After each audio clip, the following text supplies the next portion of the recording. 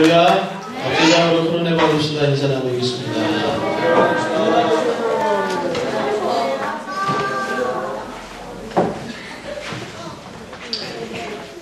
우리가 요즘 사순절 절기를 지나면서 주일마다 고난과 인내에 대한 주제로 함께 말씀을 나누고 있습니다. 고통에 대해서, 고난에 대해서 여러 사람들이 고통의 원인은 이것이다 저것이다 라고 이야기하는데, 원인보다 더 중요한 것이 바로 고통 속에 담겨져 있는 하나님의 뜻은 무엇인가, 이거를 찾는 것이 더 중요하다라고 봅니다. C.S. 루이스라는 분이 고통의 문제라는 책에서 이런 얘기를 했습니다. 사람에 따라서 무서운 일이 일어나기 전에는 하나님께 귀를 기울이지 않는 습성들이 남아있다. 그러므로 고통이라는 것은 기머거리에게 알아듣도록 하는 하나님의 확성기이다. 사람이 하나님의 뜻을 듣는 데 있어서 조용히 그리고 부드럽게 얘기하면 잘 안 듣는 습성을 가지고 있다는 거예요, 사람들이. 그래서 고통이라는 걸 통해서 하나님은 사람들이 하나님의 뜻을, 하나님의 음성을 들을 수 있도록 하신다 하는 거죠. 그러니까 하나님 고통을 일부러 주어가면서 우리에게 듣게끔 한다 뭐 그런 얘기보다는, 고통이라는 것, 고통을 하나님 왜 허락하시느냐, 사람들이 이 고통, 시련과 어려움을 통해서 하나님의 뜻을, 하나님의 음성을 듣기를 원하신다는 겁니다. 여러분, 이 시간에 어떠한 고난과 어려움이 있을 때 우리가 그것을 자꾸 괴로워만 할 것이 아니라 그 속에서 하나님은 나에게 무슨 말씀을 하시는지 그거를 들을 수 있는 성숙한 그리스도인들 되시기를 주님의 이름으로 축복합니다. 아멘. 우리가 그런 고난을 당할 때, 어려움을 당할 때 우리가 오래 참아야 되는데, 인내해야 되는데, 그런 시련과 어려움 가운데 우리가 인내할 때 우리에게 무엇이 이루어지는지 오늘 야고보서 1장 4절에서 우리에게 말씀하고 있습니다. 우리 야고보서 1장 4절의 말씀을 다시 한번 읽어봅시다. 시작. 인내를 온전히 이루라. 이는 너희로 온전하고 구비하여 조금도 부족함이 없게 하려 함이라. 아멘. 여기 보면 온전히 이루라 라는 말이 있습니다. 인내를 온전히 이루라. 온전히 이루라. 목적한 그 끝까지 이루라는 의미입니다. 야고보 기자는 야고보서가 이게 편지 아닙니까? 이 편지를 받아보던 성도들이 현재에 지금 닥친 삶뿐만 아니라 앞으로도 계속해서 시련이 다가올 텐데, 어려움이 올 텐데, 계속해서 여러 가지 시련이 있을 텐데, 그런 일들을 겪을 때마다 그 가운데서 항상 인내해라, 인내를 온전히 발휘하라 라고 그렇게 명령하고 있습니다. 이건 권유가 아닙니다. 명령입니다. 고난이 올 때마다 인내를 이루는데, 인내를 온전히 이루라 이 얘기입니다. 이 얘기는 언제까지냐? 고난이 올 때마다 이길 때까지 참아라. 나옵시다. 이길 때까지 참자. 아멘.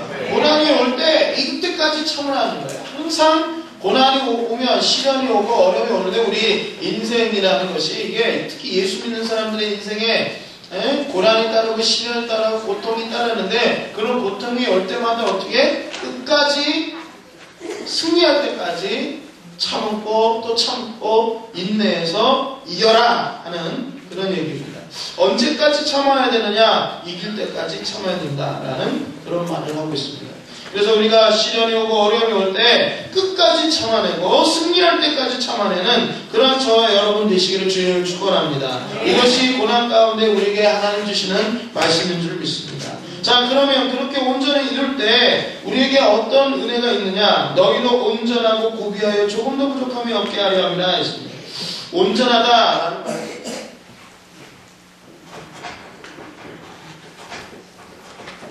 온전하다. 이 온전하다는 말은 인격의 온전한 성숙을 말합니다.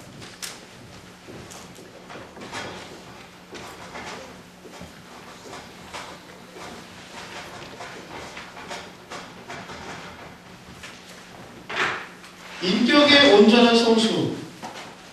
하나님께서 시련을 통해 가지고 우리가 그걸 잘 참기를 원하시는데 그렇게 참고 인내하다 보면 우리에게 뭐가 이루어지느냐? 인격의 온전한 성숙이 이루어진다.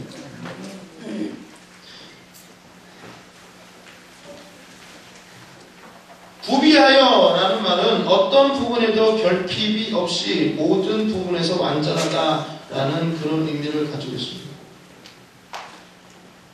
그러니까 결국 어떤 시련과 고난을 당할 때마다 그것을 참고 인내하고 승리할 때까지, 이길 때까지 참아내는 사람, 그런 성도에게는 인격적인 성숙함에 이르게 된다는 그런 말씀입니다.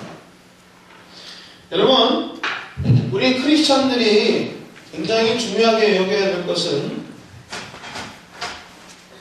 여러 가지가 있는데,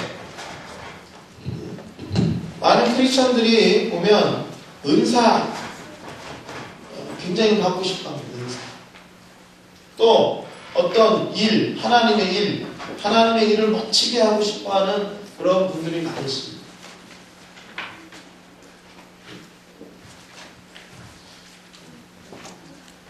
멋지게 주님의 일에 쓰임 받고 싶어 합니다. 이 일은 뭐하고 연결되어 있습니까? 좀 비전하고 연결되어 있습니다. 비전.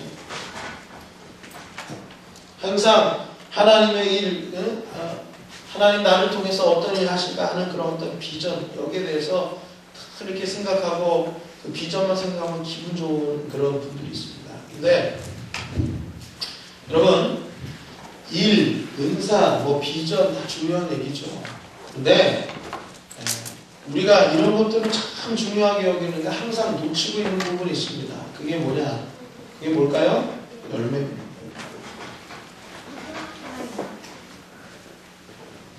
우리는 열매를 놓치기가 쉽습니다. 굉장히 많은 사람들을 전도하고 또는 많은 어떤 구제 활동을 하고 그런 놀라운 그 사역을 하는데 인격이 형편없는 사람들이 있습니다. 크리스찬입니다. 그 사람이 목사이건 선교사이건 장로이건 권사이건 집사이건 간에 일은 훌륭하게 해내는데 그런데 인격적인 어떤 성숙이나 인격의 열매에 대한 부분에서는 별로 이렇게 본받을 만한 사람, 본받을 것이 없는 그런 사람이 있습니다. 아무리 일을 우리가 생각하기에는 우리가 살아가는 이 세상 속에서는 일을 훌륭하게 해내는 사람들을 일컬어서 이제 능력 있는 사람이다라고 그렇게 평가합니다.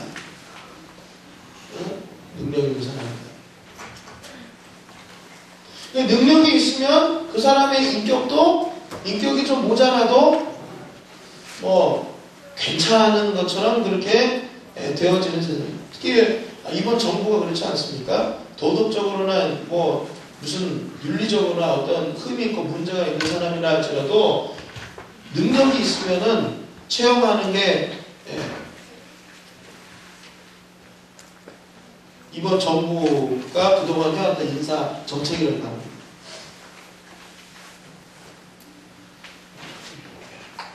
사람들이 예수 믿는 사람들, 교회 다니는 사람들과 은사에 막 열광하는 사람이 있어요. 은사를 너무너무 사랑하고 사모하고 그런 분들이 있습니다.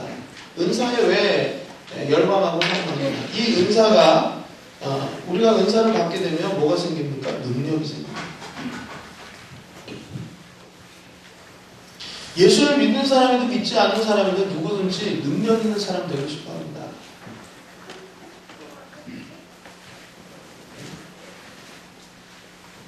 학생들도 학교에서 공부 잘하는 걸로 아니면 운동 잘하는 걸로 또는 아니면 기타를 잘 치는 걸로 여러 가지 그 각자의 분야에서 능력 있는 사람으로 통하고 싶어 합니다.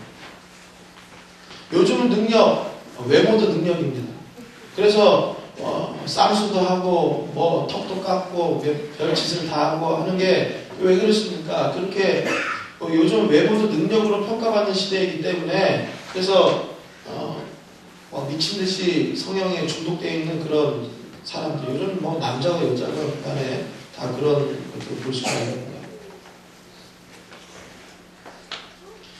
세상이 이렇다 보니까 교회 내에서도 많은 사람들이 능력에 관심이 많고, 따라서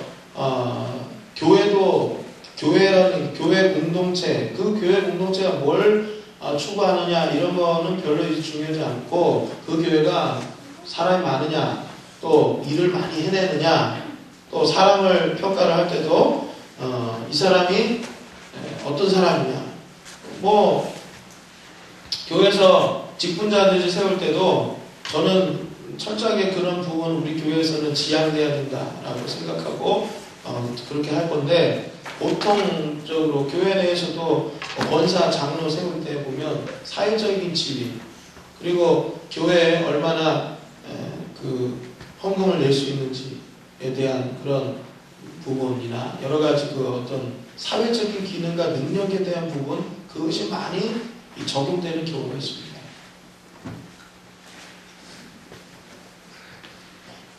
그래서 내가 사회적으로 어떤 뭔가 이게 대단한 게 없다 싶은 분들은 은사에 열광합니다. 왜냐하면 영적인 거라도, 영적인 은사라도 능력이라도 좀 많아서 그걸로 어떤 교회 내에서 어떤 능력 있는 사람으로서, 그래도 기도하는 사람, 영적인 능력이 있는 사람으로서 그렇게 대우받고 대접받으려고 하는 그런 마음들이 있기 때문에 은사에도 열광하는 사람들이 그래서 많이 있습니다.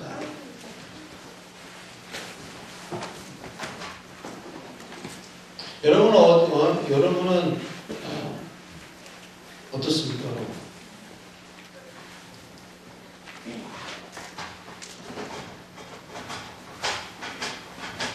여러분, 은사는요, 하나님이 안 주시면, 하나님 안 줘서 저는 은사 그 사역을 못했습니다. 은사는 뭐예요? 일하라고 주는 거거든요. 일하라고 주는 거거든요. 근데 은사를 하나님이 그런 은사를 안 주셔서 저는 그 부분에 대한 일을 못했습니다 하면, 그래도 하나님 앞에 변명이라도 통합니다. 하나 안 주셨으니까. 그 부분에 대한 은사, 은사가 여러 가지가 있는데, 예를 들어서 다스림의 은사가 있습니다. 이거를 다른 말로 말하면 행정의 은사라고 하는데, 행정의 은사가 없는 사람은 교회 어떤 그 교회가 운영되는 데 있어서 행정, 조직 이런 거 잘 못해가지고, 그래서 자충우돌이 생기고 그렇게 해도 어쨌든 다스림의 은사를 받지 못한 사람들은 하나님 앞에서 그 좀 자충우돌 되고 좀 실수한 부분에 대해서 그렇게 하나님 앞에 야단맞고 책망받을 일이 아니라는 거죠. 은사를 받은 적이 없으니까. 하나님 안 주셨으니까. 근데 받았으면 그 은사를 받았으면은 내가 그 은사를 받았는데도 그걸 제대로 활용하지 못하면 나중에 하나님께서 하나님 앞에 섰을 때 그것이 문책 받을 수 있겠지만, 은사를 내가 받은 게 아니라면은 그거는 그렇게 크게 문제가 안 되거든요. 그런데 문제는요, 열매에 대한 부분은 모든 크리스찬들에게 다 주어진 하나님의 명령입니다. 모든 크리스찬. 여러분, 방언의 은사건, 예언의 은사건, 환상을 보고, 지식의 은사건, 지혜의 은사건, 여러 가지 신령한 은사들 많이 있는데, 그런 은사 없다고 해서 믿음생활 못하는 거 아닙니다. 있다고 해서 또 무지무지하게 신앙생활 잘하는 거 아닙니다. 착각입니다. 은사가 많은 12가지 고린도전서 12장에 나오는 12가지 9가지 신령한 은사를 가지고 있든 없든 그거는 그렇게 중요하지 않습니다. 물론 은사가 없는 것보다 있는 게 더 낫겠죠.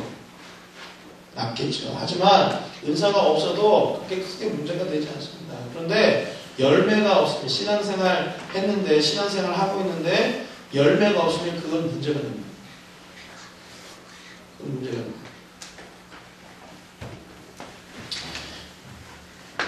갈라디아서 5장에 보면 성령의 9가지 열매가 나옵니다. 그게 뭡니까? 처음에 사랑, 희락, 화평, 인내, 자비, 양선, 충성, 온유, 절제. 이 모든 열매가 다 어디에 해당되는 부분입니까? 우리의 인격하고 연결이 있습니다. 인격하고 연결되어 있습니다. 성품하고 연결.